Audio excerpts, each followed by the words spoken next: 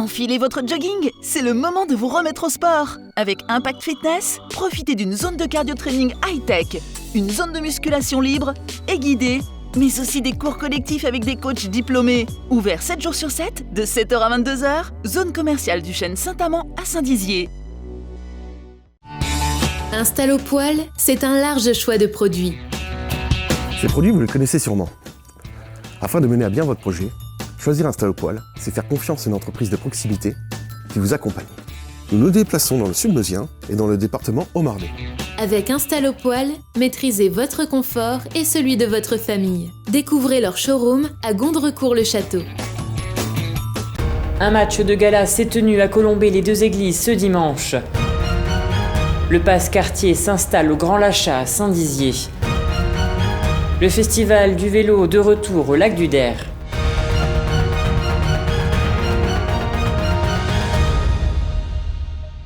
Bonsoir à tous, bienvenue dans votre journal du lundi 7 juin et ouvrons cette édition avec du sport. En effet, ce dimanche après-midi, à Colombey-les-Deux-Églises avait lieu un match de gala opposant l'emblématique Variété Club de France à l'équipe de Colombey-les-Deux-Églises. Le Variété Club est composé de figures emblématiques du football, mais aussi d'anciennes gloires du ballon rond comme Laurent Blanc, Arsène Wenger, Sonia Anderson ou Laure Boulot qui ont fait le déplacement pour l'inauguration du stade. Un reportage de Nargis Boussaïd et Benjamin Véville.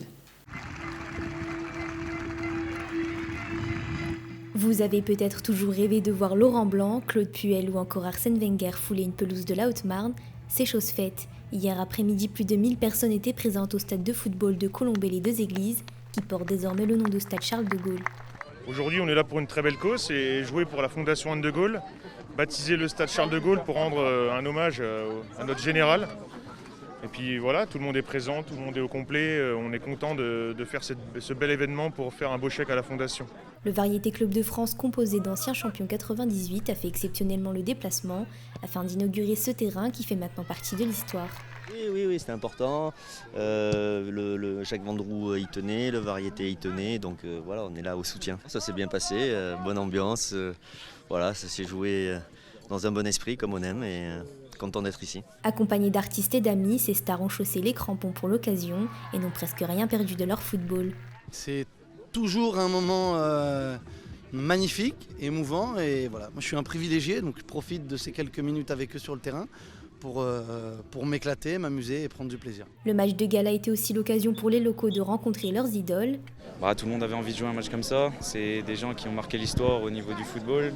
Monsieur Platini est venu donner le coup d'envoi du match, inaugurer le stade aussi, donc c'est vraiment incroyable. Moi j'ai marqué, donc pour moi c'est que du bonus. Et puis c'était du plaisir tout le long. Et pour les plus chanceux, partager quelques souvenirs. Ça nous fait un choc quoi, c'est des stars alors nous sommes heureux. Les Haut-Marnais n'ont pas démérité face à une équipe de qualité, malgré un score final 6-2 pour le Variété, lors d'une rencontre qui aura fait le bonheur des amoureux du football français. Ce samedi à Saint-Dizier, le Passe-Quartier a posé ses valises au quartier du Grand Lachat. Au programme, diverses activités étaient proposées pour petits et grands. Un reportage de Chloé Gaillard. Depuis 2014, le club Léo Lagrange de Saint-Dizier organise en partenariat avec la municipalité et les associations locales les Passe-Quartiers. L'objectif, proposer des après-midi ludiques aux habitants des différents quartiers bragards. Ce samedi 5 juin, c'est le Grand Lachat qui a accueilli l'initiative. De quoi ravir Ethan, 3 ans, et ses parents, qui ont fait le déplacement depuis Bar-le-Duc. On est venu spécialement pour l'activité organisée, pour qu'ils découvrent un peu plus la motricité. Les jeux de collage, il a fait un peu de parcours, de ballon, et les jeux de galets surtout. Il aime bien tout ce qui est avec des objets. Licencié depuis 2 ans au club d'échecs de la section Léo Lagrange, Nolan, 8 ans, a saisi l'occasion pour se mesurer à de nouveaux adversaires. Et pour l'instant, on est à égalité et il m'ennuie. Et puis ça le fait rire en tout cas. Différents stands et installations permettent ces animations familiales. Au programme, jeux de société, parcours de motricité pour les plus jeunes, coins lecture ou encore activités manuelles. Des activités destinées aux habitués comme aux curieux. Ça s'adresse à tout le monde puisque les parents viennent avec les enfants et les parents jouent régulièrement sur les jeux sur table par exemple, peuvent participer aux activités sportives, aux jeux d'échecs, puis simplement se poser, discuter aussi entre eux. Installés au pied du City-Stade du Grand Lachat, les animateurs de l'événement proposaient de jouer à la tech, un sport dérivé du baseball. Une occasion pour la DPJ 52 de faire de la prévention spécialisée tout en jouant avec les jeunes. Le but, c'est de s'intégrer dans les quartiers, aussi de comprendre aussi la vie associative. Et donc pour être au plus près des habitants en fait, et éventuellement, toujours dans le cadre du travail, de repérer et mobiliser des jeunes. Ces journées permettent aussi d'aborder, de façon ludique, des problématiques sociales et sociétales grâce aux associations présentes. C'est le cas de la MAN qui engage des discussions avec les enfants par le biais des jeux. Parler de l'écologie, parler de la biodiversité, pouvoir donc les jeux sur les tris de déchets et tout, et puis le jeu sur sauver notre planète sont très intéressants. Et puis tout le côté citoyenneté. Libre d'accès et gratuit, les passe-quartiers sont organisés 10 fois par an dans la ville. Pour celles et ceux qui souhaitent profiter de ces après-midi conviviaux, vous êtes d'ores et déjà conviés le 19 juin prochain au quartier de Lannou et le 26 juin au quartier du Verbois.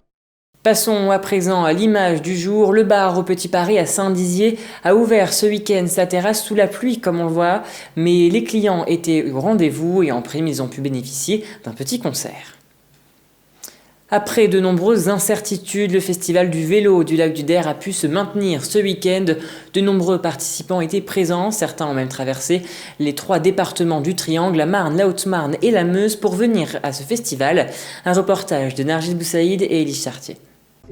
La grisaille et la pluie étaient au rendez-vous ce samedi, mais peu importe, les cyclistes ont pu profiter de la 3e édition du festival du vélo. C'est le redémarrage, là, nous on n'a pas pu organiser l'année dernière, il n'y a pratiquement pas eu de randonnée de l'année 2020 dans notre secteur.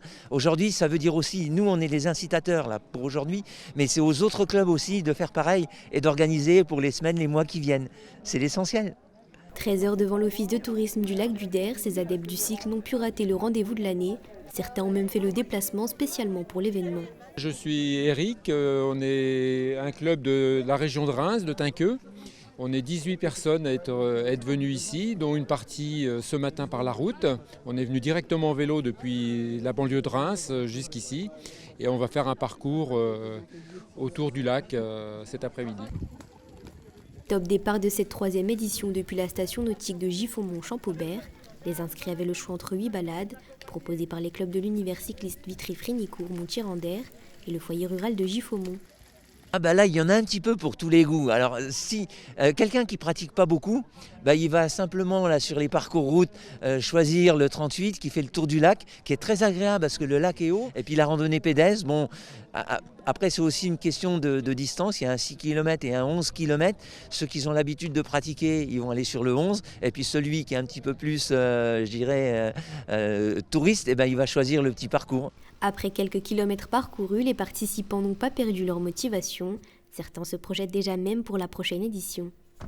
Ça se passe super bien, c'est génial, vraiment très sympa. On ne croise quasiment pas de voitures, les routes sont super jolies. Nous on reviendra, c'est sûr. Et pas de doute, le festival remet le couvert l'an prochain, toujours le premier week-end de juin. Super! Et passons à présent à la page des élections départementales. Comme chaque soir, nous vous proposons les portraits des binômes aux élections départementales. Ce soir, c'est Mohamed Fahem et Véronique Salzar pour Bar-le-Duc 2, Didier Sug et Sophie Wyss pour Bar-le-Duc 1, et enfin Jean-Marc Fleury ainsi que Angélique Huguin pour Ligny-en-Barrois. Regardez.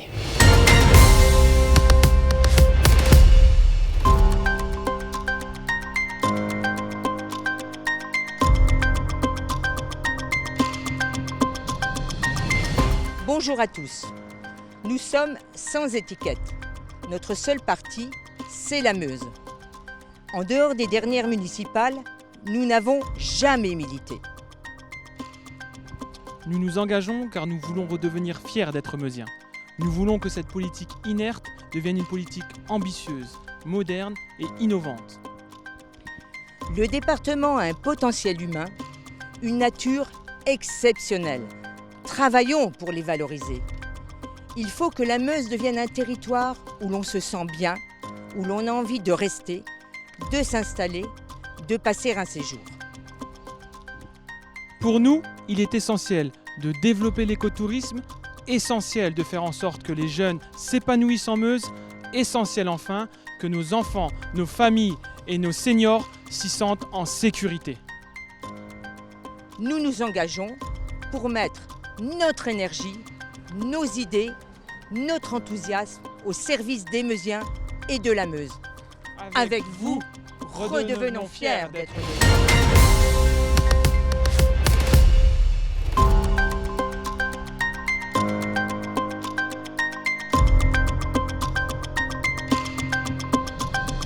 Voilà, bonjour les Français, je me présente, je suis Vice Sophie, j'ai 49 ans, je suis célibataire, je suis domicile à Bar-le-Duc. Je suis issue d'une famille d'agriculture et aussi une famille de politique avec mon cousin Bertrand, Pancher, député de la Meuse. Je suis en formation et en formation petit enfant. Bonjour à toutes, bonjour à tous. Donc, je suis M. Suc Didier, 52 ans, je suis marié, 2 enfants.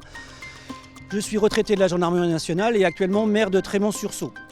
Nous nous présentons donc pour le Rassemblement national car nous estimons que les électrices et les électeurs doivent pouvoir avoir des représentants au sein du département. Notre première priorité sera de remettre le budget, du moins le rééquilibrer, car la part sociale prend un gros morceau du budget, à savoir presque 65%. Et nous souhaitons que les autres axes d'effort les sommes soient plus importantes. Donc, les sapeurs-pompiers, pour nous, sont très importants pour qu'ils puissent intervenir avec des moyens conséquents et des effectifs suffisants. Les routes départementales pour les investissements, surtout que certaines vont repasser à 90 km/h. Et nous veillerons à ce qu'1 euro d'argent public dépensé soit bien bénéficiaire pour les Meusiens et les Meusiennes. Pour conclure, je dirais, soyons pragmatiques et évitons l'angélisme.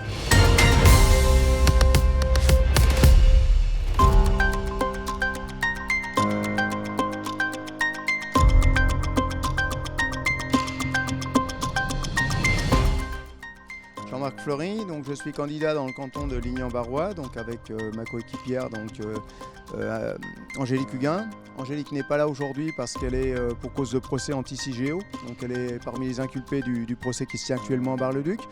Vous comprenez bien que quand je vous dis ça, bien notre liste elle est contre CIGEO bien sûr, pour l'abandon de ce projet. Parce que ce projet ne peut apporter que désertification en notre département et surtout certainement pas un essor. Si on a choisi une zone où il y a 6 habitants au kilomètre carré, c'est pas pour la développer, c'est bien pour la désertifier. C'est plus simple quand il y a 6 habitants au kilomètre carré. Donc nous on veut se battre contre ça, on veut proposer autre chose. On veut éviter que derrière moi passent des dizaines, des centaines, pendant 100 ans, des trains de déchets nucléaires les plus radioactifs, là, à proximité des habitations. Je pense que les Linéens ne percutent encore pas ce qu'il leur est proposé. Donc nous, on a un projet pour ce département. On veut s'appuyer sur sa richesse, sa beauté, j'allais dire. Sa richesse naturelle, c'est la nature, c'est le bien-être ici, le bien-vivre.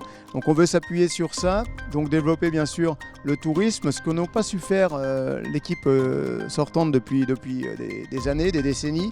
Nous, je pense qu'on peut le faire parce qu'on a vraiment envie de développer ce département. Et puis on veut bien sûr mettre en place la transition écologique. Voilà, c'est notre programme.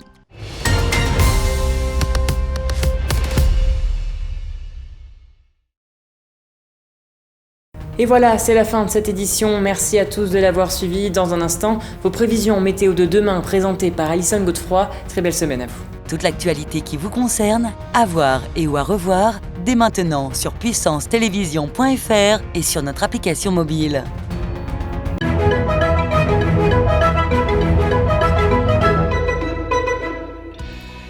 Bonsoir à tous, demain sera un jour ensoleillé, du soleil avec peu de nuages. Les températures seront un peu fraîches avec 10 degrés à Chaumont.